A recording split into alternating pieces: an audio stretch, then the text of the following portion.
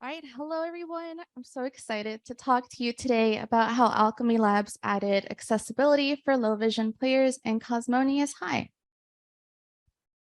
I'll start off with an intro. So I am Jasmine Cano, the Accessibility Product Manager at Alchemy Labs. I joined in April of 2022, and I got started in accessibility back in 2020 at a different VR studio. And I've been in VR for a total of 8 years, where I've learned a lot about people's different needs. A visual description of myself that I want to share is that I have light tan skin, long blonde hair, and a bright pink shirt on the image in the slide and in real life. And I just recently went to a corporate event where they said no bright colors in the dress code, and they literally had a shirt that's just like mine with a big red X on it. So I'm very excited to wear this today. Yes, thank you. Game devs, accessibility devs, so much fun. Not like that dress code. Anyway, I'm here to talk to you today about this because I owned this update, helping lead our team to launch. It kicked off with two of us, myself and senior accessibility engineer, Peter Galbraith. Hi, Peter. And then the whole project had about 15 contributors total. So my goal today is to share insights on the accessibility work we did for players with low vision and motivate other teams to incorporate this work into their XR projects. And for anyone new to these terms, VR stands for virtual reality, AR is augmented reality, and XR is a catch-all term for all those technologies. And so I might say those throughout the presentation. Today's talk will be divided into 4 sections. I'll talk about the team, Alchemy Labs.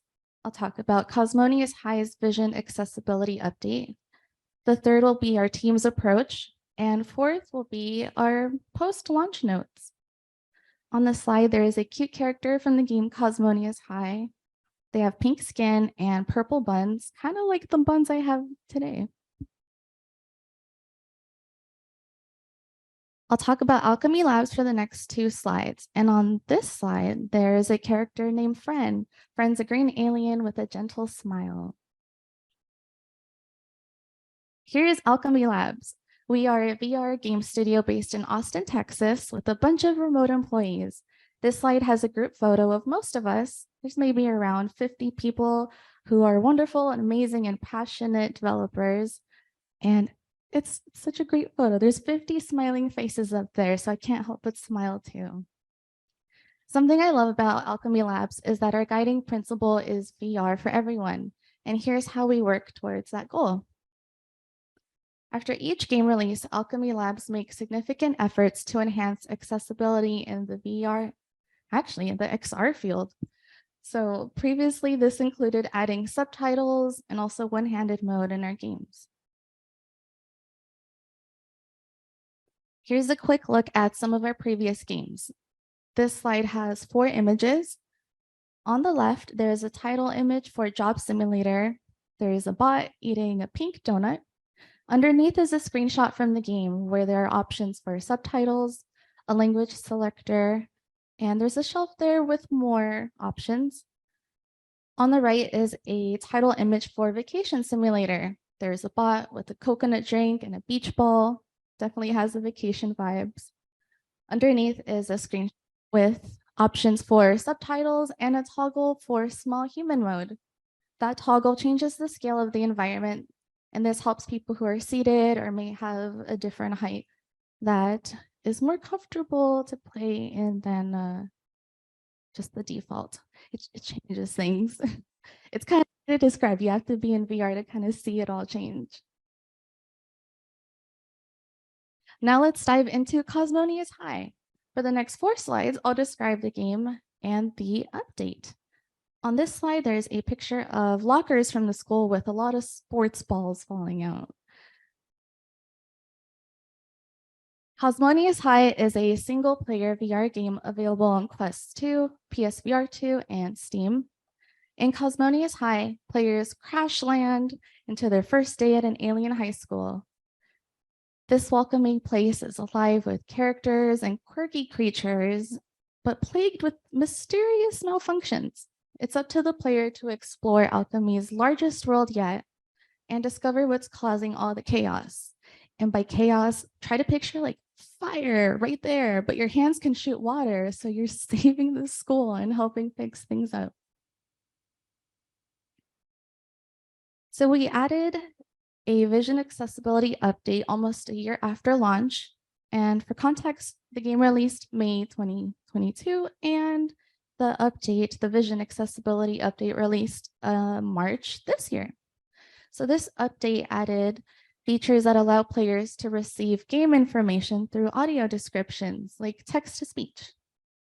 It's marked as vision assistance mode in the game, and I don't know how to get back to my slides.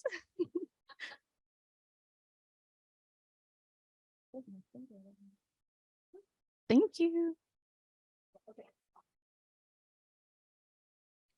In this update, there's also high contrast in objects, highlighting that visually guides players with low vision to the objects they need to interact with. Early on, the team consulted with Steve Saylor to come up with a list of what the experience would be. There are many great ideas, and here is a list of what the team prioritized as the list of goals for this update.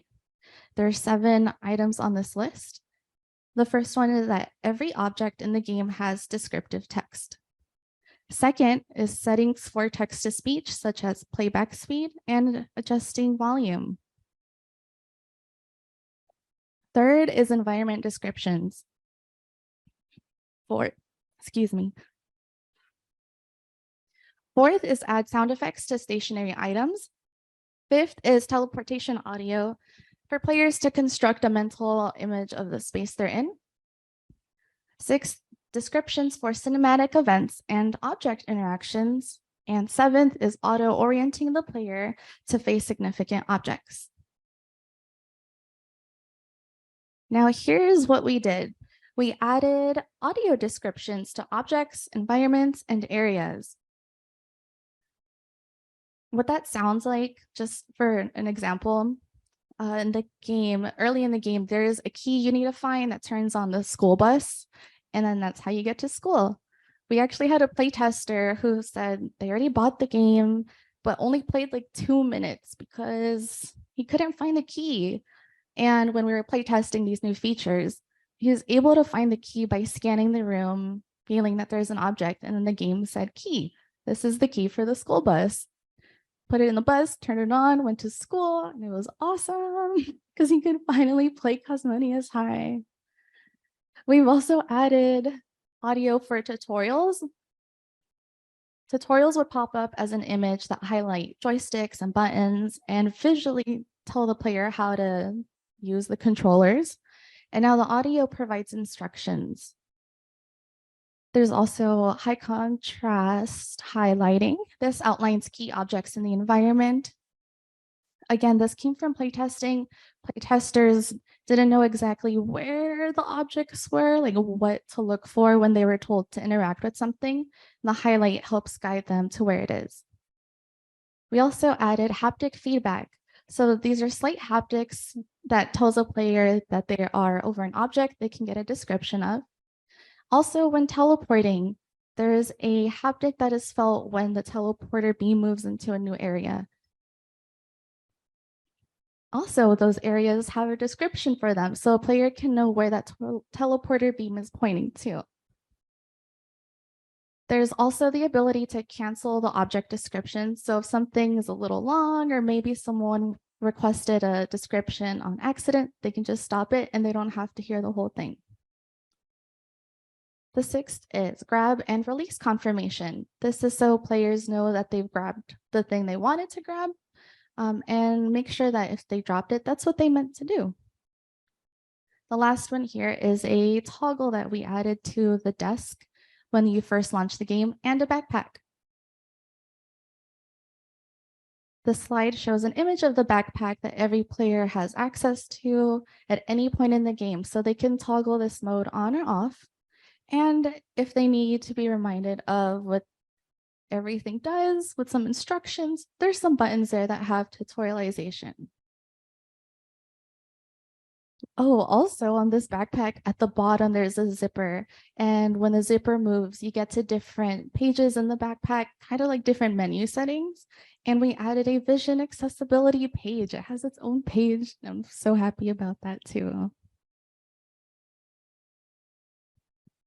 Now I'll talk about our team's approach. This will be around 8 slides. And on this slide, there's a cute character from Cosmonius High with like a triangular head that kind of looks like a Dorito chip and like 3 pointy hair pieces. Yeah, they're just so cute. In our approach, we had a few methods of testing. So we do internal testing. Some of the tools that we use were built by Peter Galbraith, and we do this for first pass testing in order to get that low hanging fruit and catch things that we can quickly before scheduling play tests.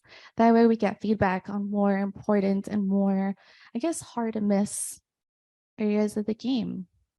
We know this is not a substitute for testing with disabled players. Even if some of us do have disabilities, we can't speak on behalf of everyone. Some of these tools include a vision simulation tool, which has color blindness modes, and this simulates different major types of color blindness. That way we can look at the artwork and see if there's anything that needs changing so that players don't miss valuable information. There's also blurred vision. Someone can turn on blurred vision mode, and there's 5 different levels. And this helps a lot of us get into that mindset of, do I have the information I need to play the game if I can't see clearly like the text or the shapes? Lastly, in this tool, there's a total vision loss check. And that one, again, really helps us think about what a player's experiences in the game if they can't see the objects and the characters. For external testing, we connected with players who are legally blind and players with low vision. We partnered with VR Oxygen for accessibility testing. We conducted remote play tests over video calls, and I got to watch people play the game, and I got to watch their screen. And it's really important that you watch the players because there may be feedback that you get that isn't verbal. So there may be like a frustrated sigh or some like shoulder movements where it allows someone who's watching to ask what the player's thoughts are, just in case they didn't verbalize it yet. After these tests were done, we would stay on the call and talk about their experience.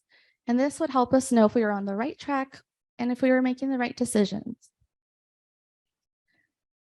Well, remote testing is super helpful and important because we can get more people's thoughts and co-design with more people. It's also important to get in-person play testing done. One play tester, she was wearing the Quest 2 and was getting really close to the wall. So I said, watch out, there's a wall really close. If you just reach your hand out, you'll feel it. She's like, okay, no problem. The Quest 2 itself has this like grid that comes up that warns players there's something there, but her vision didn't allow her to see the grid come up, and she just confidently stepped forward and crashed right into my wall. I was like, oh my God, I'm so sorry. And she's like, no, it's okay. She was okay. We all laughed. But that shouldn't happen. We shouldn't be laughing at those moments. I ended up finding an engineer at Meta who works on this grid and let him know about this issue because the Guardian really needs to be communicated more than just visually. It needs audio too. And this shows just how much more work is needed in XR outside of game studios.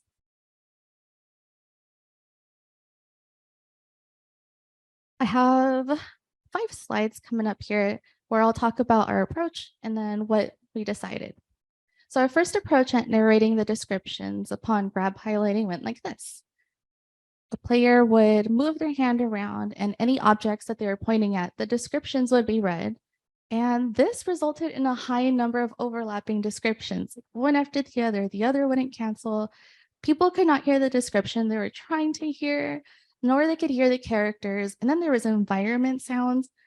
It was way too much. Peter and I would look at each other in the video call and just make faces like we were cringing, like, oh God, why do we do this?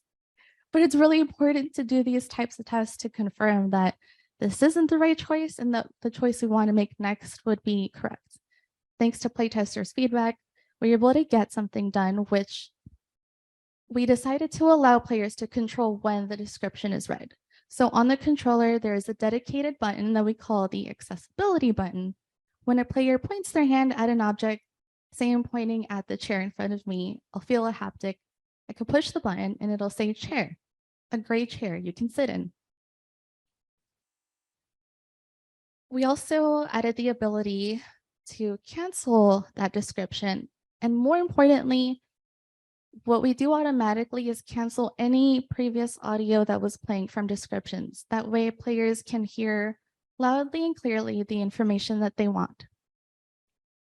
On the slide, there's a cute green alien pet with big eyes looking at the player, and there's a player hand petting it.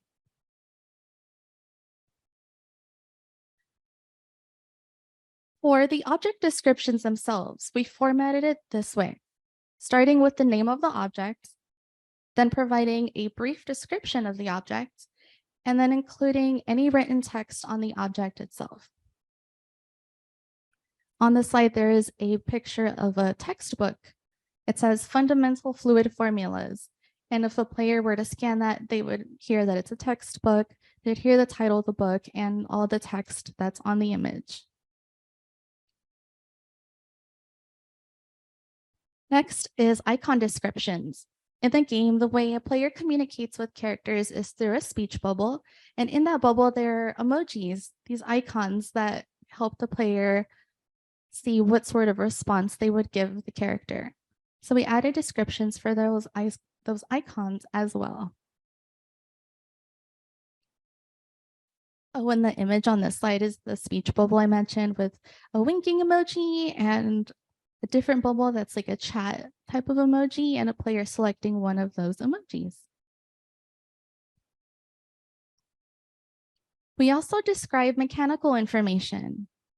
We have multiple objects in the game that require unique interactions. And on the slide, there is a fluid selector. So the description for this fluid selector provides instructions on how to use it, how to slide it, and how to select different fluids. It also updates dynamically to let the player know which fluid the handle has landed on. And this image shows that fluid selector with several fluids, each one with a different color and also shape. Some of them have letters. Alchemy does always design with accessibility in mind. So this right here is an example of considering color blindness. And in the back, you have the teacher just staring at you, making sure you're doing it right. Next up is teleportation descriptions. Our team added many hand-authored zones around the environments. Each zone had a description to help players navigate spaces correctly and confidently. At first, our playtesters would move the teleporter beam around, and here's something like in front of door, in front of desk. But we wanted it to be more specific so a player could go to the right door or the right desk.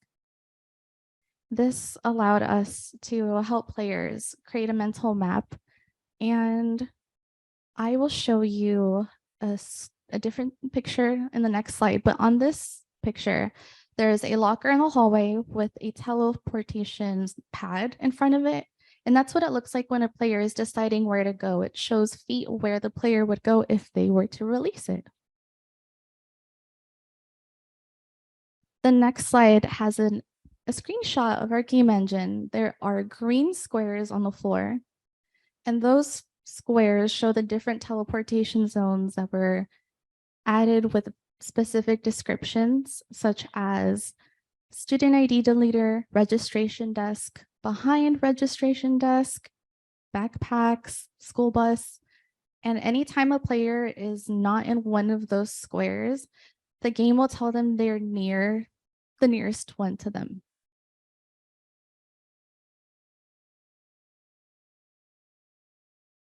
Now we've arrived at the section for post-launch notes. There's an image of a player's hand with a sparkling beam next to it. And speaking of hands, the audio descriptions that I've been talking about, where a player can request a description by triggering the accessibility button every time there's an object description or teleportation, we call those text-to-speech requests. And we've had over 9 million text-to-speech requests in the last 6 months since launch. And that's just coming from Quest 2 data. Again, it's on Steam and PSVR 2. So I'm picturing very similar high numbers for those as well. This update's also being studied by undergrads in the program, making augmented and virtual reality accessible, which is hosted in New York City by Cornell University and Columbia University. And we're continuing to conduct user interviews with consultants who have no sight, including the wonderful Ross Miner, hi Ross, Brandon Cole, and more. And this is helping us think about improvements and considerations for our next games. Additional considerations I want to share. These are suggestions, recommendations, and work that we know we could improve on. The first one is adding audio customization options such as text-to-speech voice type. That way a player can hear a voice in a different pitch. There's also text-to-speech volume if they want it to be louder, a bit more quiet. And then text-to-speech speed. We hear that the rate that is currently played may be a little slow for a lot of people who are used to using screen readers. There's also character descriptions that were requested. So if a player wants to know more about the character and what they look like and who they are, they want to do this. Speaking of characters, the slide has another character from Cosmonius High with purple and blue hair and star-shaped pupils and some pretty cool purple tights. Again, I don't think that corporate event would allow this in their dress code. So I love that we can show this here.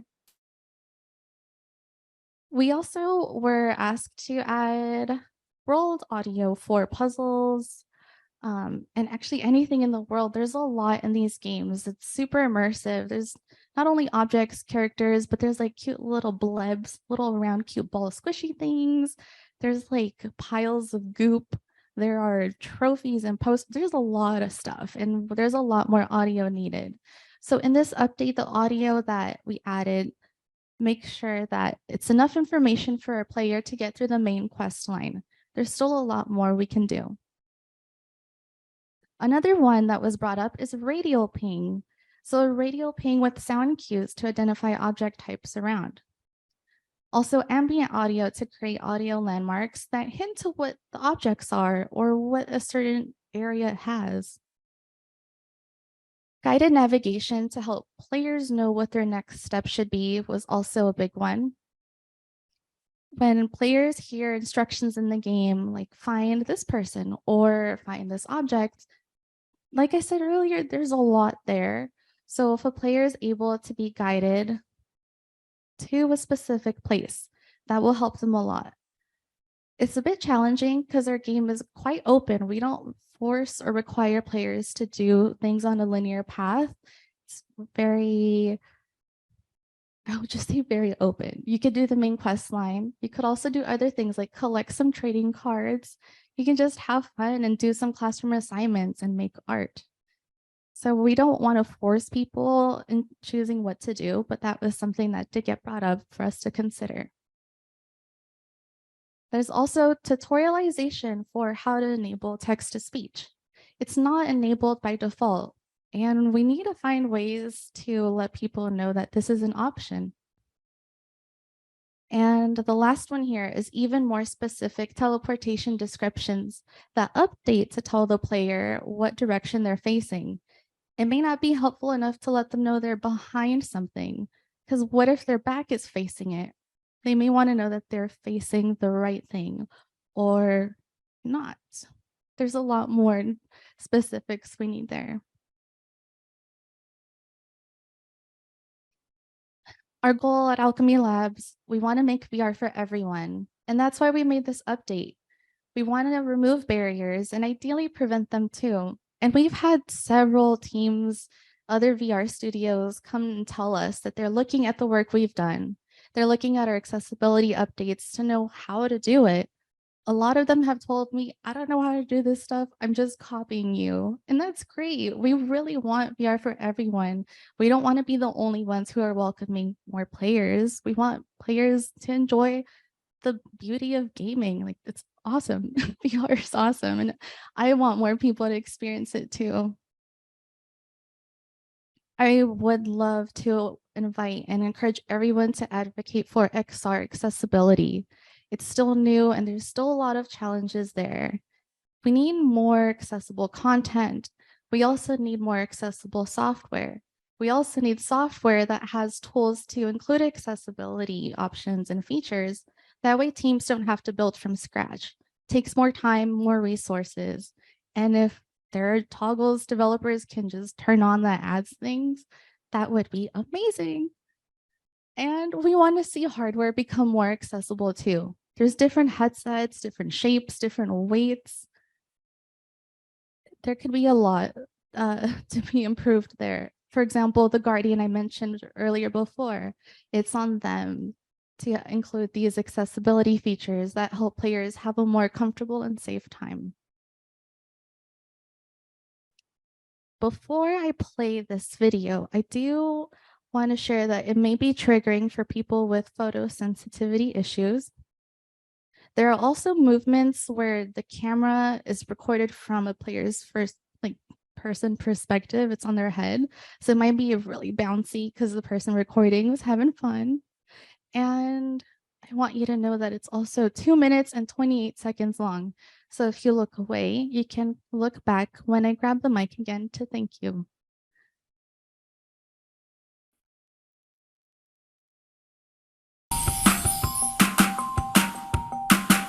At Alchemy Labs, our guiding principle is VR for everyone, and that means everyone should enjoy our games, regardless of any disabilities or limitations that players may face. Our upcoming Vision Accessibility Update will bring all new features to make the experience more inclusive for fans both old and new. Some of these can even prove helpful to players who might not usually take advantage of accessibility features. You'll have access to audio descriptions from the very start of your time at Cosmonius High, and you can activate them through a handy toggle here or in your backpack at any time. New students can access animated tutorials with audio descriptions that offer visual and auditory guidance. Background sounds and dialogue volume are lowered to avoid conflicting with assistive audio. Push forward on your thumbstick and point around the space to hear the places you can teleport to, then let go of the thumbstick to teleport. With teleportation descriptions, players can now hear the names of locations in order to make an informed decision before teleporting. Space bus door. Space bus interior. Our environmental descriptions give players context about the world that they're playing and moving around in. This feature is particularly helpful for players who may not be able to see certain details or who may need additional information to fully engage with the game world. You are in the registration area for Cosmonius High. Near you, there is a desk displaying a shelf with 5 student IDs and a glowing platform to the right of the shelf. An intercom is mounted above a window in the back of the room. Not only can players move around Cosmo's world with greater confidence, they can interact with greater reassurance. Pointing at stirring rod, pale blue stir stick with a ball shape at one end. Object highlighting will help those with limited vision to see the general location of an object with a bright outline around items as you approach them.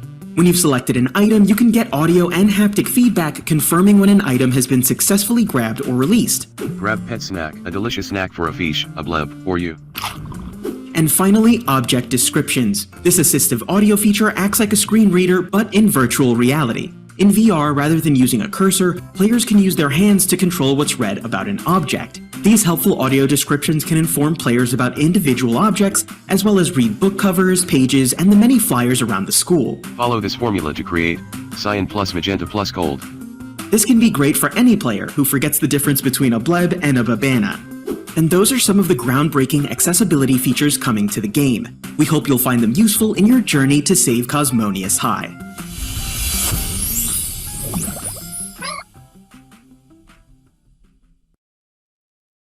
I want to add one more note on the theme of inspiring people to just make progress and keep going. So I have a quote I want to share that my friend Spencer says. Every time you make an effort, you're taking another step towards your goal. So let's keep working towards that goal of making VR for everyone. Thank you.